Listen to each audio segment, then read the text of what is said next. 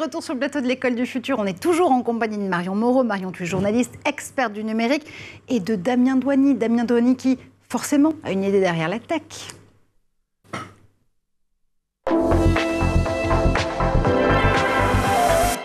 Damien. Oui, au voleur, à l'assassin, au meurtrier, justice, juste ciel, je suis perdu, je suis assassiné, on m'a coupé la gorge, on m'a dérobé mon argent. Est-ce que ça vous parle, ça vous dit quelque chose, Marc-Laurie? Acteur studio. Hein, fabuleux, hein, je l'ai appelé au collège pourtant. C'est quelle année la tirade de la Var? Les Marseillais. Les Marseillais.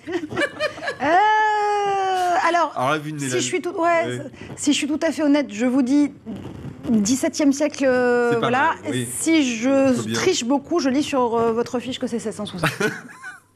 Cette émission n'est pas du tout Parce préparée. que j'ai envie de tricher. Non, mais tu as entièrement raison. Effectivement, c'est 400 ans, 4 siècles de Molière. C'est quand même assez impressionnant. Hein. Et il est toujours étudié en classe. Quand on regarde les manuels scolaires actuellement, eh bien, on voit qu'on apprend, par exemple, les fourberies de Scapin, le médecin malgré lui, le malade imaginaire, le bourgeois gentilhomme. Ça, c'est pour le collège. Au lycée, on a toujours l'école des femmes, Don Juan, le misanthrope, Tartuffe. Bref, les parents des enfants d'aujourd'hui retrouveraient tout à fait leurs petits.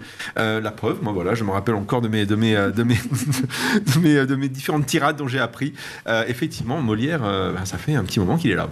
Et est-ce que du coup on peut dire qu'il est immortel aujourd'hui grâce à la technologie? Alors, c'est quasiment ça, effectivement. Je pense que c'est un peu notre Avenger à nous, quand même, Molière. Hein. Et justement, cet anniversaire, ces 400 ans, ont donné lieu à une initiative assez sympa que j'avais envie de pointer du doigt. Ça s'appelle En cheminant avec Molière. Alors, En cheminant avec Molière, c'est quoi? C'est un chemin, comme son nom l'indique, de 24 affiches qui sont visibles sur les murs de la caserne Napoléon, entre la rue Rivoli et la rue Lobau à Paris, si vous habitez à Paris.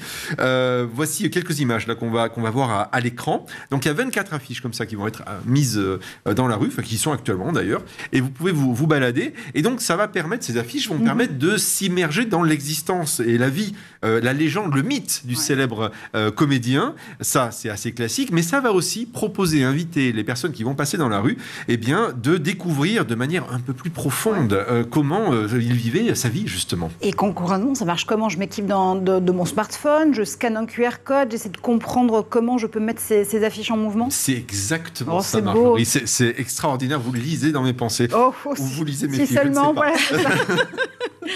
Alors justement, comment ça marche? Sur toutes les affiches, il y a un petit QR code. Alors maintenant, le QR code, c'est génial parce que tout le monde est au courant de comment ça marche depuis le Covid. Donc, on prend son téléphone, on snap le QR code et là, qu'est-ce qui se passe? Magie. Eh bien, l'affiche s'anime. Elle prend de la profondeur ou du relief, vous préférez, comme vous voulez. Et effectivement, on va le voir sur les images que je vous ai enregistrées avec mon téléphone. Eh bien, d'un seul coup, la réalité augmentée opère et on voit apparaître plein de choses.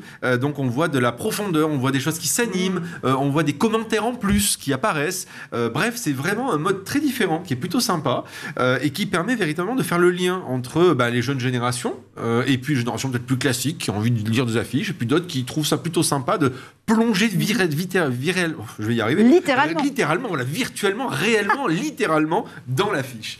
Et alors pourquoi je vous montre ça? Parce que ce qui est intéressant au-delà de l'aspect éducatif et de le fait qu'on peut montrer qu'on peut mélanger le classique avec la modernité, je pense que ça ne déplairait pas à Molière d'ailleurs, eh bien c'est l'aspect éducatif du projet, puisque ce projet-là de réalité virtuelle, il a été développé par des étudiants de l'École supérieure de design et de l'École supérieure de publicité à Paris, et ils ont participé à la conception de l'exposition avec Martial Poirson, qui est un historien expert de Molière et qui était le commissaire d'exposition à la demande de la ville de Paris. Ben voilà, on retombe tout à fait sur nos pieds. En résumé, on découvre ça à Paris, ça j'ai bien compris, mais jusqu'à quand? Alors, c'est du 14 février, donc ça a commencé jusqu'au 14 mars, donc c'est pas tout à fait fini, entre rue de Rivoli et rue Lobau, donc sur les murs de la caserne Napoléon. Voilà. Quand la réalité augmentée nous permet de nous plonger dans la vie de Jean-Baptiste Poquelin, alias Molière. On va snapper du QR code, évidemment. Tu nous connais bien, Damien. Oui. Marion, ça t'inspire justement ce type d'exposition et surtout le fait de pouvoir utiliser ces technologies immersives ou semi-immersives pour la réalité augmentée pour pouvoir revivre la vie d'un écrivain, d'un auteur important ou même des réalités historiques. Oui, je trouve ça génial parce que l'histoire, parce que là finalement c'est l'histoire dont on parle, elle manque un peu d'être vivante en fait, d'être expérientielle.